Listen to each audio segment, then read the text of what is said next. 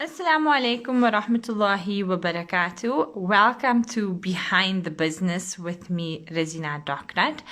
I am about to chat to Dilshad Parker. She is the lovely lady behind Hungry for Halal. This is an interview that I always would have wanted to do, and I'm very happy that I'm getting the opportunity to chat to Dilshad. And yes, it is part of getting to know the judges of Chalo, Let's Cook. I see that Dilshad is online. We're just waiting for her invite to come through. While we are waiting for Dilshad to join, I want you guys to let me know, do you know about the Chalo Let's Cook cook-off that is happening? If you don't know about it, please go check out Chalo Let's Cook. They are hosting the first ever halal cooking competition that will be hosted at Fairview's venue in Benoni. I'm just trying to send an invite through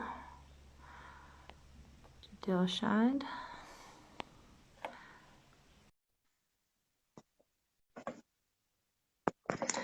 Okay, I've sent it in. There we go. There we go. Assalamu alaikum wa rahmatullahi wa barakatuh. Walaikum salam, Rizna. How are you doing? Alhamdulillah, I'm so well, especially now that I'm getting to speak to you, Dilshad. I don't know if you heard my intro on how I've been wanting to actually do this interview with you. I think I missed that little bit. Okay, so I'm just gonna do a quick, and I don't think I'll do justice, so please do fill in where I miss out. I'm obviously talking to Dilshad Parker. Are you related to Peter Parker? I wish I was. My son would be very, very happy. A huge Spider-Man fan. Oh, cute man. So Dilshad, you don't actually feature on your page. I don't actually see one picture of you on Hungry for Halal. So behind the business, obviously, is getting to know the people behind what you're doing. Let's talk about how Hungry for Halal started. You were a Cape Town girl, am I right? I am. I am a Cape Town girl, born and raised. I moved to Johannesburg about 3 years ago. Mhm. So Hungry for Halal started in Cape Town with me reviewing all the halal Cape Town outlets. Um, so it's actually much older than people realize because Okay. um, the platform started about, gosh, 10 years ago probably. Oh, Um, I literally started just writing reviews, and I was doing it on a blog. It was okay. it wasn't a formal platform the way it is now. It wasn't a business platform the way it is now. That time I was literally just writing reviews. And Okay. I was writing reviews like once a month, which is nothing. And nowadays you could never get away with writing anything once a month. But Yes. how it started was back then, we like eating out, but it was very difficult to find information about halal places to eat out. Back then, the whole Am I target here am was I correct in saying that halal spaces in Cape Town are a bit tricky? You get what's called halal friendly, meaning the meat will be halal, but then they do serve the alcohol. Is it still that way? I actually haven't been to Cape Town, and I'm 37 years old in South Africa. Can you believe it? yeah, that is something that needs to be fixed. You need to move in Cape Town. So So am I correct in what I've heard, I or you think can just no, I don't think I know.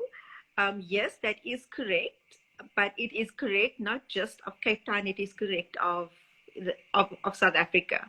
In Johannesburg, also the concept of halal friendly is widespread. There's lots of places in Johannesburg that also serve halal friendly, and we the Johannesburg um, community wasn't as tolerant of halal friendly in the past. I am finding that now with the younger generation, with the millennials, they are. So halal friendly is actually more widespread than you would think in Johannesburg as well. Okay. It was initially in Cape Town more popular, but Mhm. definitely it is all over now. Okay. It's a good thing to know. Yeah. So, this again, it makes what you do so important. And this is Um, why I started doing it in the first place. yes, absolutely. So it started off as, what made you write a review though? How?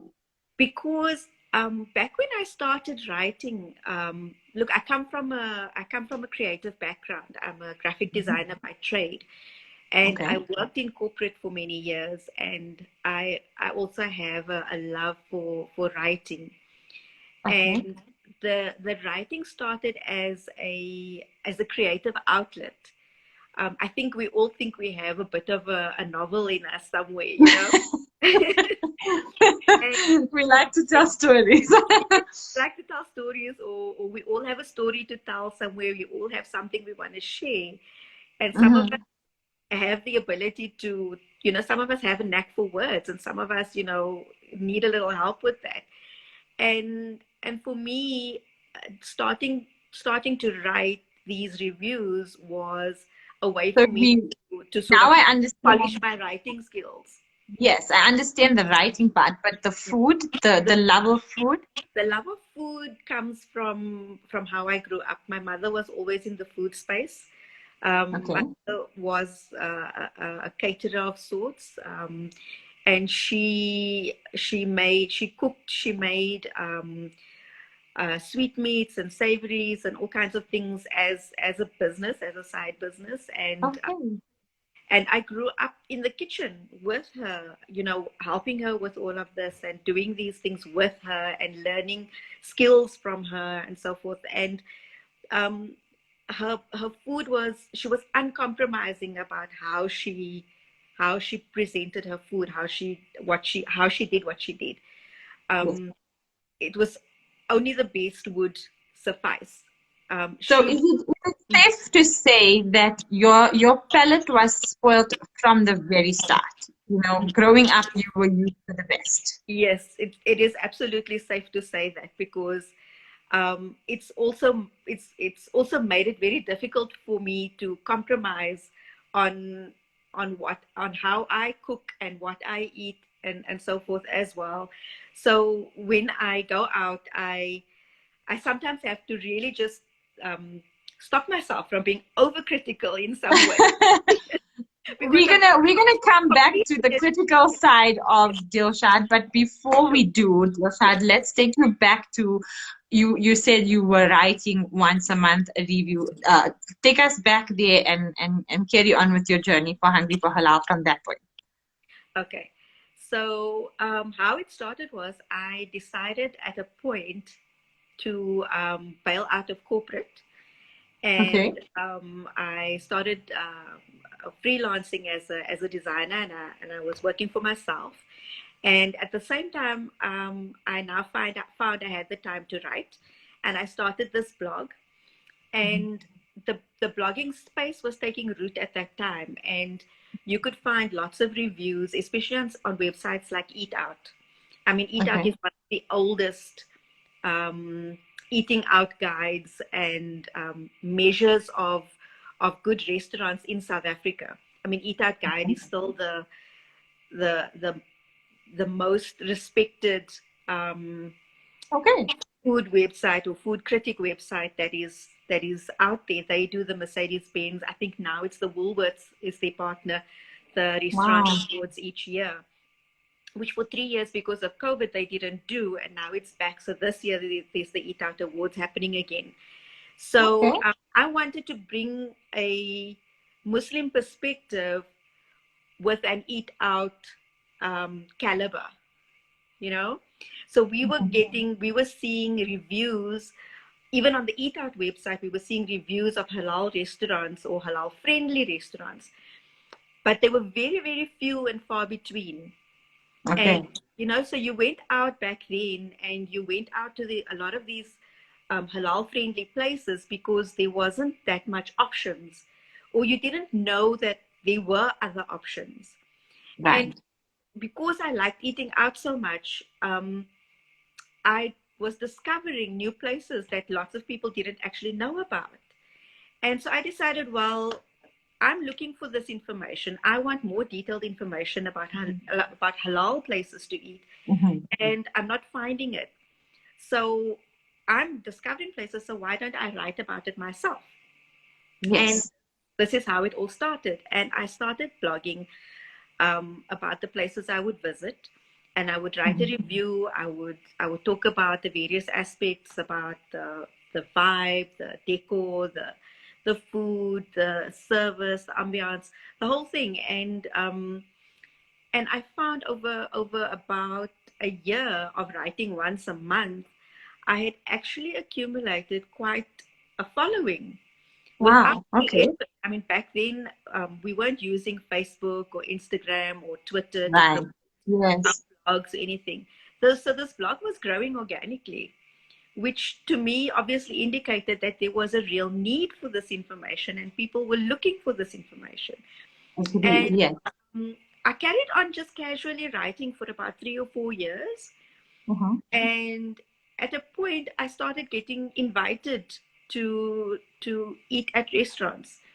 Oh, lovely. Often, but the occasional invite would come, and I decided, well, um, this is a missed opportunity because there's a lot of halal restaurants that actually need exposure. And Yes. the more exposure we can give them, the more we can start eating at more halal places and supporting Mm-hmm. those halal restaurants and Really. Yes. growing the halal, growing the need for the halal restaurants. Yes. And I then decided that I was going to launch Hungry for Halal, which I was blogging under Hungry for Halal as the blog. I decided to relaunch it as a business. Okay. And I got This it. was 3 years ago. Excuse me? Was this 3 years ago? The No, business this was I think at the end of 2015. of 2015. I Okay. I actually had the website properly designed, and I relaunched at that point as a marketing platform where businesses could list, and I didn't Mm-hmm. restrict it to restaurants. So we've got what I've done is I've got categories for accommodation, for services like caterers, for finding venues that are that offer halal catering.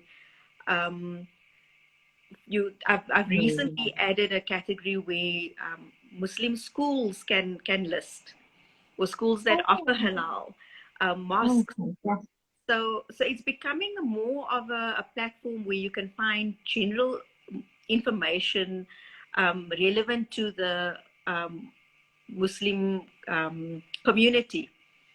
But So, it is about Dilshad, is it tricky for you to decipher if it's halal? I mean, do you have a criteria? Does it have to be like a specific, does it have to have Sunha only? Or, I mean, some don't follow the Sunhas, some have NIHT, and some people don't have a halal certificate. What is your criteria. criteria to pass as a halal restaurant? So my only criteria is that you either have a halal certificate. So even if you are a non-Muslim owned establishment, if you have a halal certificate, it doesn't matter which body it's from, Mhm. uh, you can get listed. Or if you are a Muslim owned fully halal restaurant, that's the only criteria that's necessary. I So don't. if they don't have a body certifying they are halal, but you know for a fact that this is a Muslim-owned, Muslim-run restaurant, then they would still be able to Yes, apply. they would literally just have to send it to me in writing, Mhm. that the establishment is Muslim owned, who the owners are, and contact numbers, so that I can get in touch with them and verify this. You know, it's as that is as much verification as you can do. Um, Yes. Short of going to the restaurant and inspecting the fridges and kitchens, and I'm not a certifying body. We are not a certifying body, so we would take the testimony, so to say, as Yes. you know, as a relevant verification. Yes. Look, I mean, in the time of the Sahaba and Nabi Sallam, there was no halal bodies, and it was based purely on, is it a Muslim-owned person? And then you put your trust in that Muslim person. So, inshallah, Dilshad, I do believe that you are doing fantastic and good work, and I love your intention behind it. I do follow your page, and Fems and I say, we need to go check out this restaurant now. We need to check out that restaurant. I'm going to take you back now to the critic part. Does it become difficult to actually write a bad review when you go to somebody? Because, I mean, you're such a sweet person. How do you, I think how do you say something? it's always difficult to write a bad review. So I don't write bad reviews.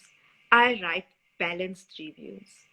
So Okay. even when you have an experience in a restaurant that isn't entirely good, it is hardly. I've never had an experience where it was 100% bad. There's always something good that Good. can be said out Oh, of that's lovely. that can be Yeah. taken out of an experience. So when I write a review, I write it from that point of view. I give a balanced view. I give the Mhm. good and the bad. Um, and sometimes I get lambasted for that even, you know. It's like you can't win. Um, but that has always been my modus operandi basically is Yes. to always give a I back. know it's so tricky. My friend and I, we doing this little review for my son. So every month we would just we doing this little pizza box thing for him. Every month we put an extra slice of pizza until it's going to be a whole pizza. And we actually decided, okay, you know what we're going to do? Every month we're going to feature a different halal pizza, and then we're going to review it and etc. etc. And then we actually had one bad experience, and I didn't know how to put the name on my social media. I felt too bad. So I just said, we had one bad experience. 1 out of 12 is okay. Yeah. So it is tricky. It's so tricky to say it. Um, you know, talking about critic, you obviously are a critic in your space, and that can become very intimidating, especially if you are a judge to Chalo, let's cook, right? I'm so happy that I got you on my platform, because the truth is, you're so easy to chat to. You're such a nice person. That's why I asked you, how do you say bad things? Um, Dilshad, how did you get involved with Chalo, let's cook? So I met Tasneem when I moved to Joburg. Interestingly enough, we were following each other, and when I let my followers know that we were packing up shop in Cape Town and heading out to Joburg, Tasneem reached out to me. I mean, she's actually such a warm and wonderful person. She heard that I was 100%. moving to the East Rand, and she reached out to me and basically said, Dilshad, if you need anything, if you want to know anything, just get in touch, you know? And when I moved here, there was an event happening in Benoni, and she invited me, and that's how we first met. And since then, we've been keeping in touch with one another, and we chat every now and then. We see each other every now and then. And when she entered MasterChef, I I reached out to her to do an interview with her, and I interviewed her for our website, Mhm. and and that did amazingly well. And yeah, I mean, that's how I know Tasneem. And she subsequently invited me to be a judge for Chalo Let's Cook. Let's talk about that moment, right? What were you doing? And was it a phone call? Was it a message? And how did you react to that? Um, Gosh, I think it was a message. I'm not even 100% sure. I think it was a Yeah. message. And I was so excited because I know that Tasneem had wanted to do a TV show. And she had, I knew that she had something in the pipeline, but Yes. I didn't know what it was exactly. And to what So extent? yes. And then when she told me about this and invited me to be a judge, I was so excited for her because it was exactly the kind of thing that she wanted to do. Yes. And yeah, I was just so excited that, she pulled me in and wanted me to be a part of this. It's So lovely. I'm just Now, really honored let's to be talk a part of about what's very scary for a lot of people. You are a food critic. I think that can be so scary and so intimidating for people who obviously don't have a culinary background or a chef degree. And then they're coming onto a platform where they're going to be created by you. You know, I think that could be really intimidating for somebody. Dilshad, let's take the pressure off. Let them know the do's and the don'ts, right? What is your absolute red flag? When you see that, then it's like, this is not a good thing. What's hungry for halal's red flag? big one is presentation. So messy plates. If you're going to serve something, your plate must be so well presented. Um, that's kind of a first thing. Obviously, you eat with your eyes first. So Mm-hmm, mm-hmm. firstly, presentation is key. Yes. Um, in the Any other red flags? other red flags, um, when you say red flags, you mean like my preferences in Like, terms of food, yes, or you can share that as well with us. But like, have you ever been presented a dish and you're like, oh no? Like, what would bring the oh no out of Hungry for Halal?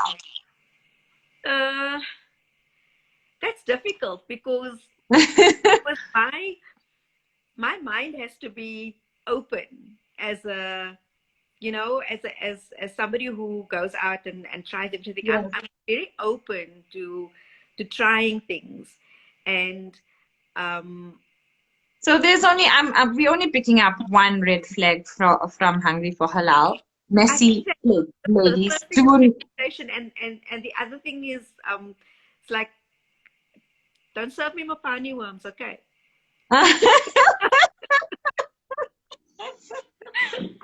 No, please. Okay, so how do we get the 5 star? What makes you give somebody a 5 star? Okay, obviously it's a combination. It's a combination of your presentation. It's a combination of a balance of tastes in whatever you are serving.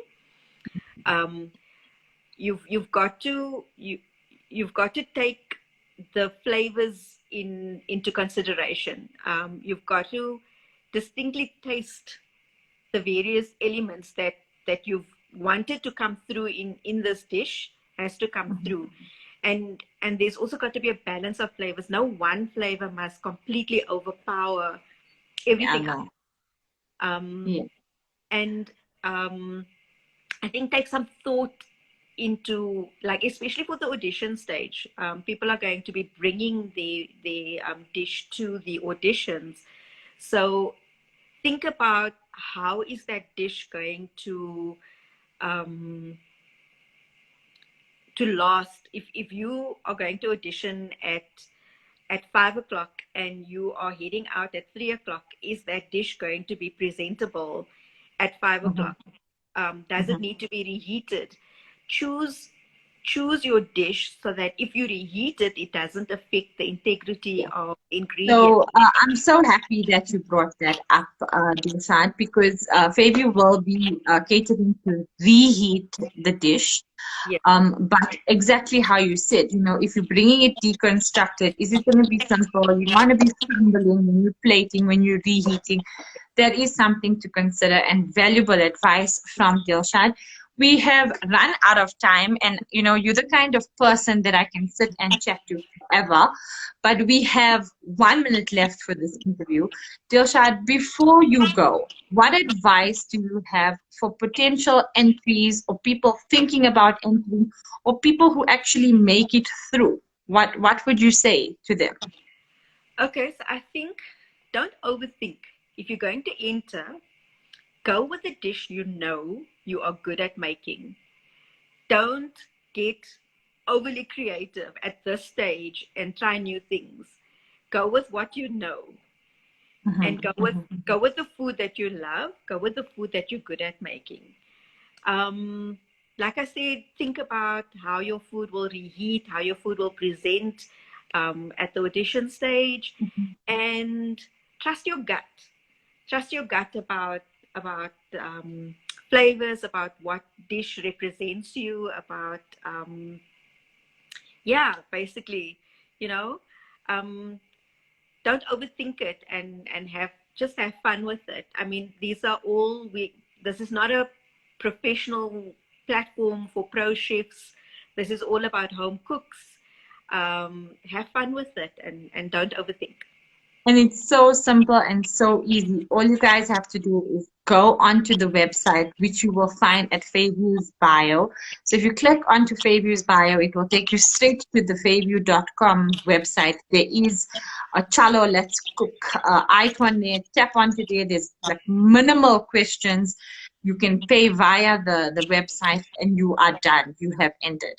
Dilshad, Jazakallah khair for your time. It was absolutely amazing chatting to you about the history of Hungry with Halal. We are so excited to hear more about you. Very excited to see you on Chalo Let's Cook. But for now, it's Assalamu alaikum wa rahmatullahi wa barakatuh. Walaikum salam. Thank you so much for having me, Rosina. It was such It was fun. so lovely. Assalamu alaikum. Salam.